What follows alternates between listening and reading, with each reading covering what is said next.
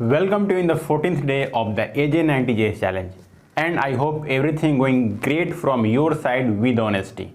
If you don't know about this JavaScript challenge, please head over to the description box of this video or watch the first video of this channel. By the way, here is a plan for today's, and let's get into the real adventure of JavaScript.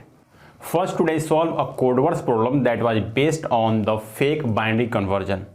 We just need to return 1 if the integer string is greater than or equal to 5, otherwise return 0 if that string is less than 5, right? Then I solve this question into 3 steps. First, I split the given string into an array using the split method, and in the second step I applied the logic, that is return 1 if the integer is greater than or equal to 5, or return 0 if the integer is less than 5 inside the map method. That will also return an array, right? And finally, I join all array items into a single string using the join method, and that's it, right? In the previous video, I discussed about control flow. You can watch that video by clicking on this pop-up button.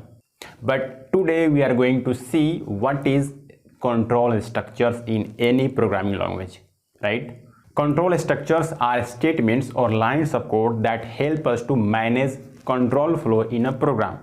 They provide a way to control the order in which instructions or lines of code are executed based on some conditions. There are 3 kinds of control structures in JavaScript. The first one is sequential structure. The code is run line by line or from top to bottom as it appears in the code base. And the second one is selection structures. So in the selection structures, we generally use some conditional statement to select a specific part of the code according to the conditions. For example, we can use if-else statement or ternary operator to select a specific part of the code, right? And the third one is repetition structure. Repetition structure, commonly known as loops, that help us to execute a part of code multiple times or again and again. That means we can also change the control flow of a program using loops.